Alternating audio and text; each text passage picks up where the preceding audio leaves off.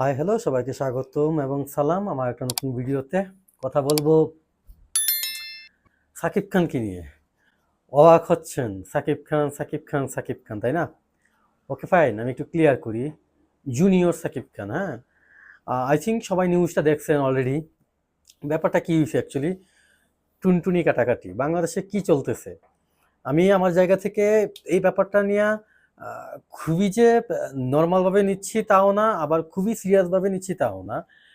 মোটামুটি একটা পর্যায়ে আছি এই বিষয়টা নিয়ে। বাংলাদেশে এর কিছুদিন আগে একটা পুলিশ কর্মকর্তার টুনটুনি কাটা হয়েছে, তার ওয়াইফ কাটছে। জুনিয়র সাকিব খান তার টুনটুনি তার ওয়াইফ কাটছে।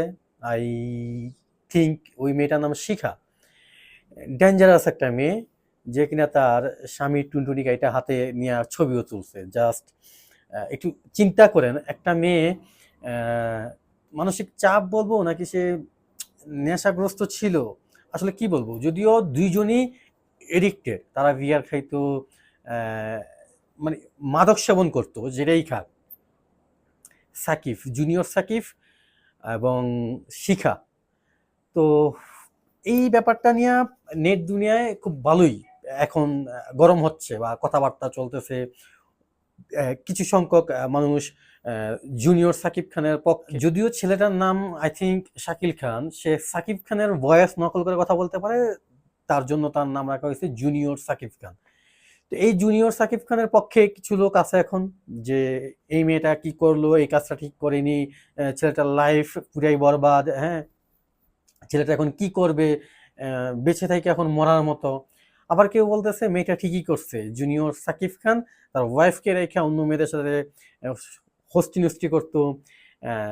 যাই হোক, ওভারঅল ওই মেয়েটা তাকে নাকি অনেকবার বলছে আমি মরলে তোরে নিয়ে মরমু, বাঁচলে তোরে নিয়ে বাঁচমু, বা যাই হোক। মূলত এটা প্রমাণ হয়েছে বা এটা কনফার্ম দুইজনই মাদক নিত, মাদক সেবনকারী ছিল। ইভেন ছেলেটা মেবি মাদক ডিলারও ছিল নাকি এরকম। আমি আসলে নিউজ থেকে, এই টুকরা টুকরা নিউজ থেকে যেই তথ্যগুলো পাইছি বা জানছি ওইটাই আমি বলতেছি। আমি মূল টপিকে আসি। এখন ছেলের দোষ মেয়ের দোষ আমি ওই টপিকে যাচ্ছি না। বাংলাদেশে টুনটুনি কাটার একটা হিড়িক পড়ছে, আমরা ছেলেরা এইটাতে ভুক্তভোগী। এখন টুনটুনি ব্যাপারটা আসলে কি, কেন কাটা হচ্ছে? মূলত পরকীয়াজনিত অনেক কিছু, বা নিজের ওয়াইফ রেখা আরেক মেয়ের সাথে ফুষ্টি নষ্টি করা, কিংবা নিজের গার্লফ্রেন্ড রেখা, বা এই ব্যাপারগুলো এই জন্যই হচ্ছে, মূলত টুনটুনি কেটে দেওয়া হচ্ছে। এই টুনটুনি কাটার ব্যাপারটা এক একজন এক একভাবে নিচ্ছে। অনেক মেয়েরা বলতেছে এখন আমাদের স্বামী আমাদের সাথে শুইতো ভয় পাবে, তারা অনেক কিছু মনে করবে, এই মেয়েটার কাজটা ঠিক করা হয়নি। অনেক ছেলেরাও এটা বলতেছে যে এখন আমি যে আমার বউকে বিয়ে করব, বা আমার একটা তার সাথে কথা কাটাকাটি হইলো, একটা ভুল বুঝাবুঝি হইলো, সে যে কাজটা করবে না, এটা আমি কিভাবে কনফার্ম থাকবো? তো একটা কনফিউজড তৈরি হয়েছে। বিকজ গত কয়েক বছরে বাংলাদেশের টুনটুনি কাটার রেকর্ডটা মোটামুটি 10 থেকে 12টা হয়েছে এরকম টুনটুনি কাটার ঘটনাটা।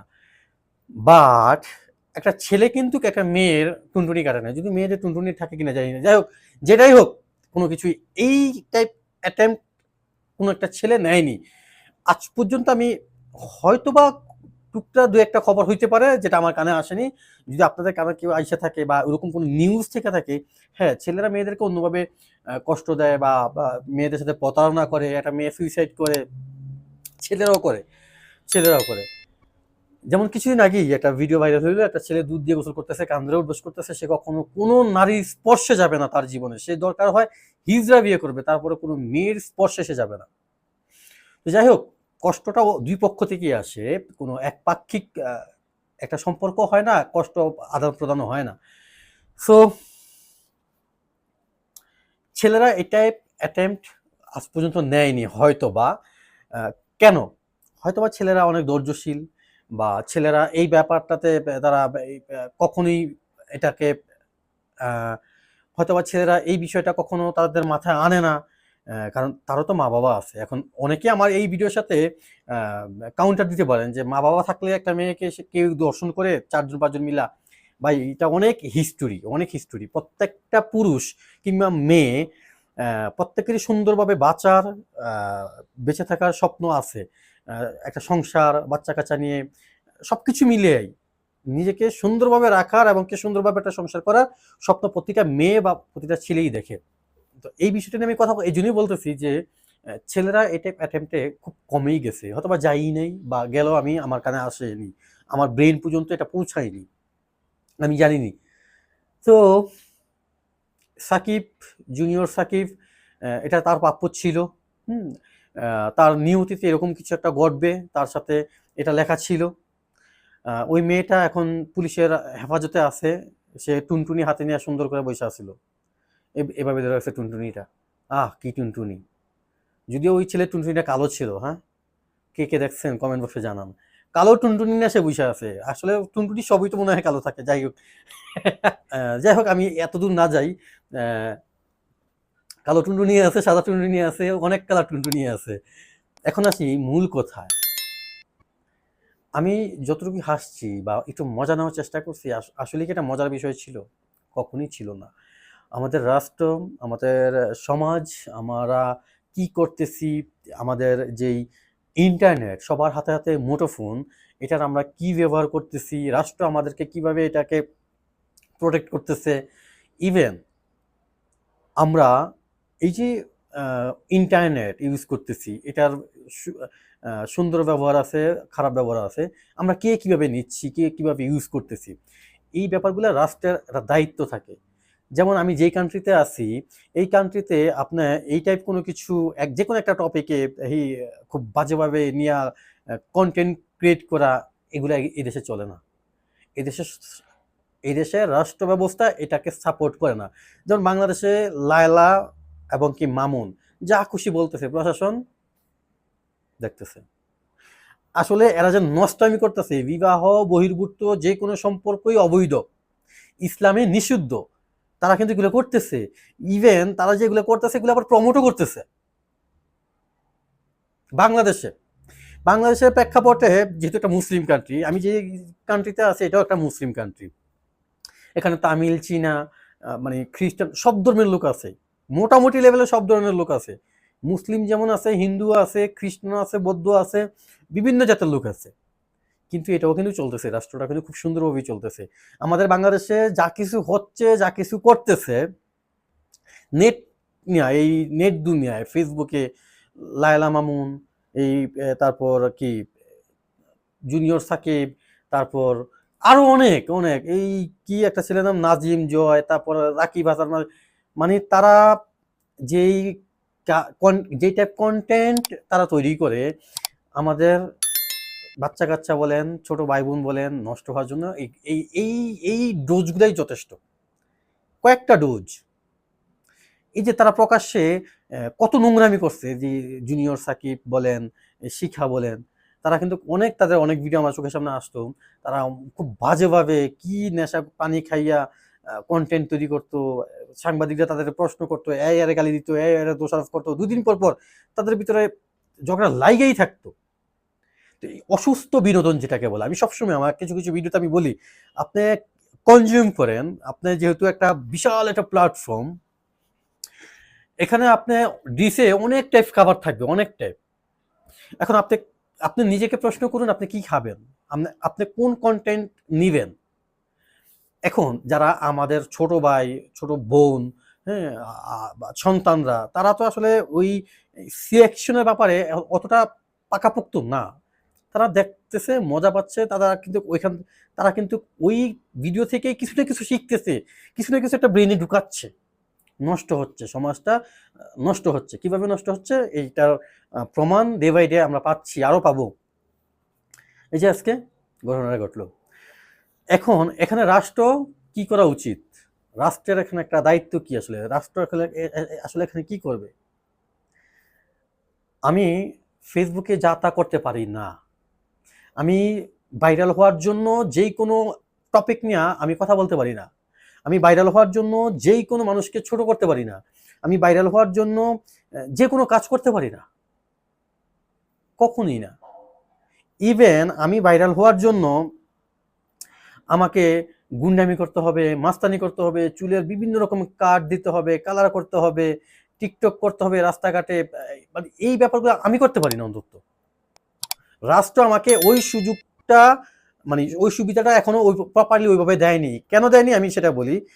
রাষ্ট্র আমাকে কি দিছে, আমি সমাজে আমার কিছু নিয়ম কানুন আছে, ওইটার উপর বেস করে ওইটার উপর দাঁড়িয়ে আমাকে চলতে হবে, সবার সাথে মিশতে হবে, সবার সাথে থাকতে হবে। আমাদের গ্রামের নিয়মমালা অনুযায়ী আমি কথাগুলো বলতেছি। রাষ্ট্র অবশ্যই আমার আমার আমার সমাজ, আমি সমাজে আমি যে আমার মাকে বা আমার ভাইকে, আমার বোনকে আমি অযথা কোনো কিছু একটা বলা, বা আমি আমার পরিবারের সাথে অন্যায় করা, বা অন্য কোনো একটা ফ্যামিলির সাথে অন্যায় করা, এটা আমি পারি না। তখন আমাকে সমাজ থেকে বিতাড়িত করা হবে, সমাজ থেকে আমাকে বাদ দেওয়া হবে, বিকজ আমি অন্যায়ভাবে কারো উপর কোনো কিছু করতে পারি না। এবং ইভেন আমি সমাজে এমন কিছু করতে পারি না যেটা সমাজের ক্ষতি। আমি মাদক বিক্রি করতে পারবো না, আমি মাদক সেবন করতে পারবো না সবার সামনে। হ্যাঁ করে, কিন্তু সমাজ এটাকে অ্যালাউ করে না। যদি দেখে অবশ্যই এটার উপযুক্ত একটা বিচার হয়। ইভেন আমাদের এলাকায়, আমাদের পাশের এলাকায় আর কি, রমজান মাসে কে কে রোজা রাখেনি, মসজিদের ইমাম সাহেব বা এলাকার বড় ভাই যারা আছে তারা খেয়াল করে কারা দোকানে থাকে, টং দোকানে। ঈদের দিন তাদেরকে, ঈদের নামাজের সময় তাদেরকে কান ধরে অভ্যাস করানো হয়। সুন্দর একটা নিয়ম। এটা হলো সমাজ। আপনাকে সমাজে থাকতে হলে তাদের নিয়ম মেনেই থাকতে হবে। আপনাকে সমাজে থাকতে হলে সবাইকে সম্মান দিয়ে থাকতে হবে, ছোটদের স্নেহ করতে হবে, তাদেরকে ভালো কিছু শিখাতে হবে, আবার বড়দেরকে সম্মান করতে হবে।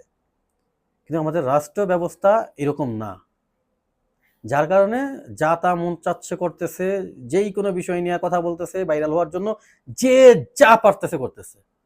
আর আমাদের ওপর এগুলা প্রভাব পড়তেছে, আমার উপরে পড়তেছে, আমার সন্তানদের উপর পড়বে, আমার ভাইদের উপর পড়বে, সবার উপরই পড়বে। আর জাস্ট ওয়েট করেন, আপনি এইখান থেকে নিজেকে কখনো দায় এড়িয়ে নিজেকে ভালো রাখতে পারবেন না, কখনোই না। সো আমাদের প্রত্যেকের একটা দায়িত্ব আছে। আমি রিকোয়েস্ট করব, ভিডিওটা যদি কেউ দেখে থাকেন শেয়ার করেন পসিবল হলে।